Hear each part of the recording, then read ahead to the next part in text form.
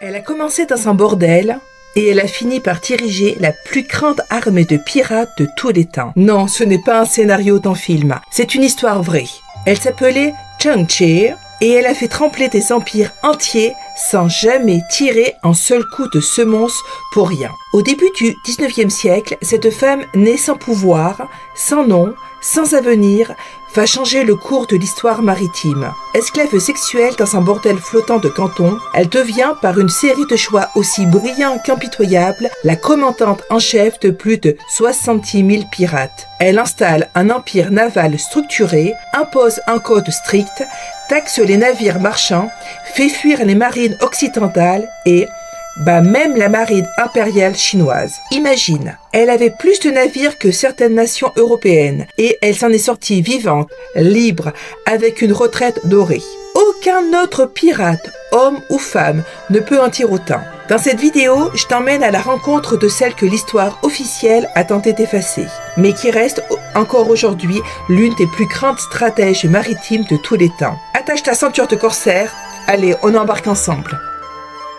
Nous sommes en 1775, à Canton, l'un des plus grands ports de Chine. Une ville bouillonnante, grouillante de marchands, de contrebandiers et de misère. Dans cette ville, une jeune fille sans nom entre dans l'âge adulte. On ne sait presque rien de son enfance. Pas de journal intime, pas de biographie, juste des rumeurs. Ce qu'on sait, c'est qu'à l'adolescence, elle est vendue ou contrainte de rejoindre l'un des nombreux bordels flottants du port. Des maisons closes installées directement sur des jonques, là où les soldats, les marins et les marchands viennent chercher de quoi noyer leur frustration. Mais cette fille n'est pas comme les autres. Là où d'autres tentent de survivre, elle observe, elle écoute, elle apprend. Elle sait que chaque client a un secret et que chaque secret peut devenir une arme. Elle commence à se faire un nom dans les bas-fonds. Pas pour sa beauté, bien qu'elle soit écrite comme séduisante, mais pour son intelligence froide. Et c'est là qu'un homme entre dans sa vie. Zhang Ke est un seigneur pirate, descendant d'une lignée de pirates cantonais redoutés. Il est ambitieux, rusé, violent et fasciné par ces deux femmes qui ne baissent jamais les yeux. Ce n'est pas une histoire d'amour, c'est une alliance stratégique. Il l'épouse en 1801, mais pas sans condition. Elle négocie. Elle exige de participer à ses affaires. En gros, je monte à bord, mais je veux le gouvernail aussi. Et Zhang Ke accepte. Il lui confie une part de pouvoir sur sa flotte, ses hommes, ses revenus. À partir de ce moment-là, Zhang Ke n'est plus une fille des rues. Elle devient l'associée d'un empire pirate. Pendant 2 ans, Zhang Ke seconde Zheng He à la tête d'une flotte déjà redoutée, la flotte du drapeau rouge. Une coalition massive composée de plusieurs escadres, chacune commandée par un capitaine loyal ou instable. Ensemble, ils s'imposent leurs lois sur les côtes du sud de la Chine. Ils rançonnent les villages, taxent les navires marchands, font payer les ports pour être épargnés. Un véritable empire flottant, organisé, grand et à pleine expansion. Mais en 1807, tout bascule. Zhang Ke meurt subitement, emporté par une tempête. D'un coup, la machine se grippe. La flotte est massive, mais sans tête, et tous les regards se retournent vers elle. Zhang Ke l'épouse. Une femme, une ancienne prostituée. Dans un monde où le pouvoir s'obtient à coups de sabre, elle ne devrait être qu'un nom effacé. Mais ce que beaucoup ignorent, c'est qu'elle a déjà un plan. Elle convoque les chefs de chaque escadre à bord de son navire amiral. Et là, elle les fait attendre des heures.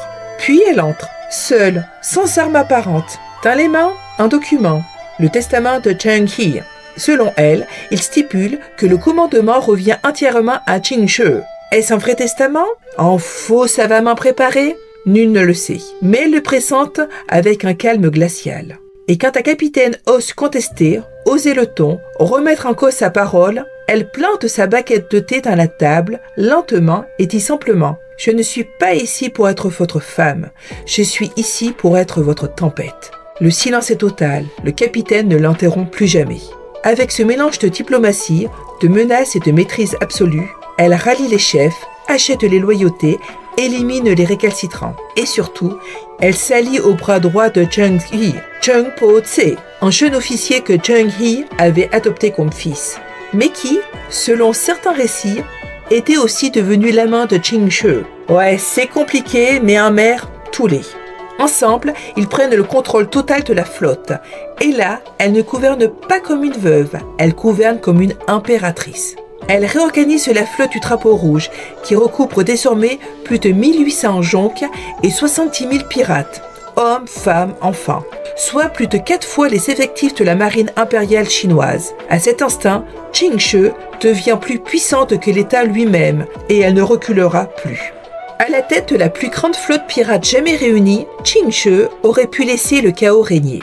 Les pirates, après tout, ont la réputation d'être incontrôlables, indisciplinés, brutaux. Mais elle impose l'ordre, un ordre impitoyable.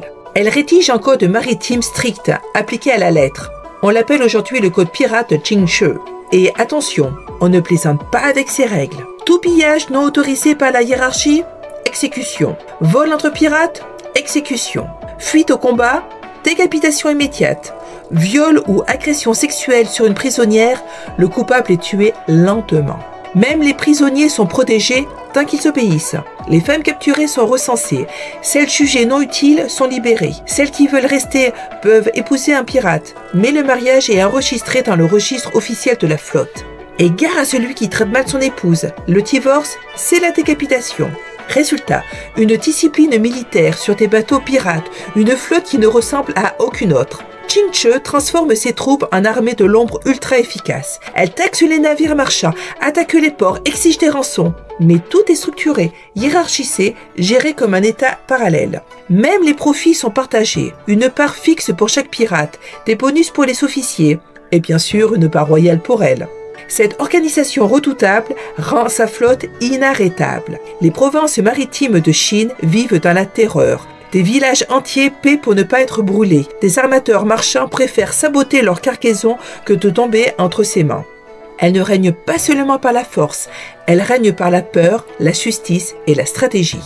Une reine sans couronne, mais avec 1000 sabres à ses ordres. À ce stade, Qingshi n'est plus une simple pirate. C'est un pouvoir géopolitique flottant. Et forcément, ça attire l'attention des grandes puissances. En Chine, l'empereur Tian Qing fulmine. Il a déjà tenté plusieurs offensives pour détruire la flotte du Drapeau Rouge. Toutes ont échoué. Les soldats impériaux fuient. Les navires sont coulés. Les officiers sont capturés, puis relâchés avec la honte comme unique bagage. Pour la marine impériale, c'est une humiliation nationale. Alors Pékin fait appel à des renforts internationaux. D'abord les Portugais, installés à Macao. Puis les Britanniques, bien implantés dans leur comptoir d'Asie. Deux puissances coloniales, bien décidées à rappeler qui commande sur les mers. Spoiler, ce n'est toujours pas eux. Entre 1809 et 1810, c'est une série d'affrontements navals violents. Mais Qingshi est trop mobile, trop bien informé, trop bien organisé.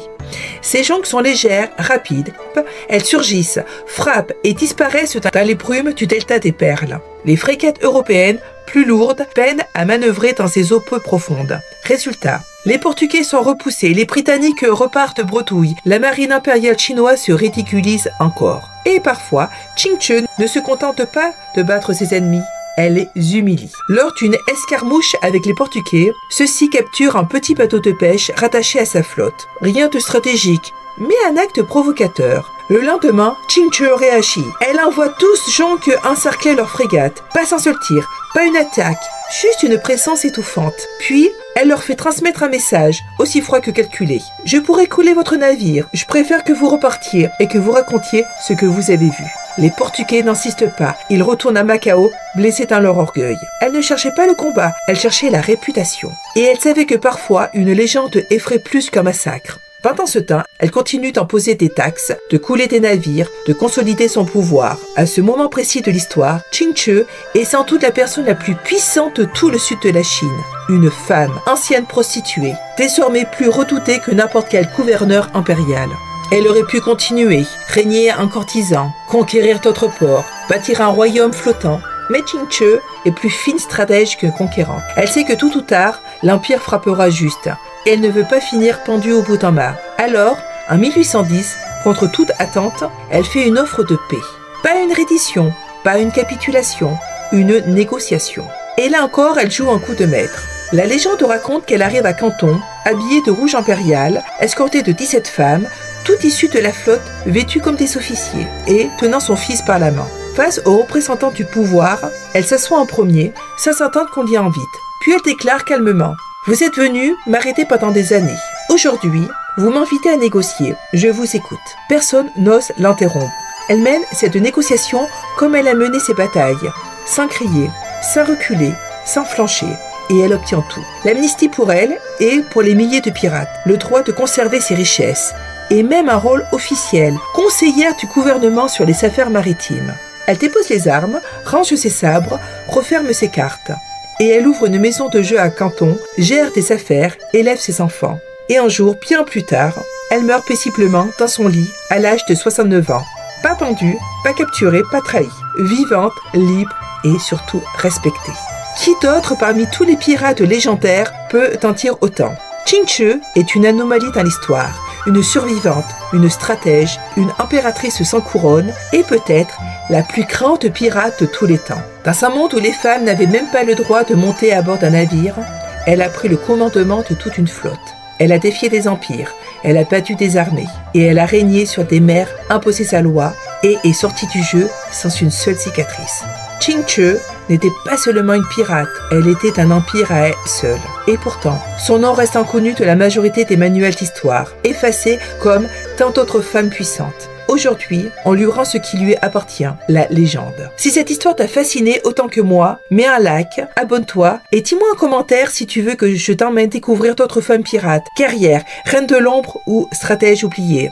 Parce que l'histoire est pleine de visages qu'on a volontairement mis de côté. Et ici, on les remet en lumière. C'était Poisson Gaffeur. À très vite pour un autre voyage, là où personne ne t'emmène d'habitude.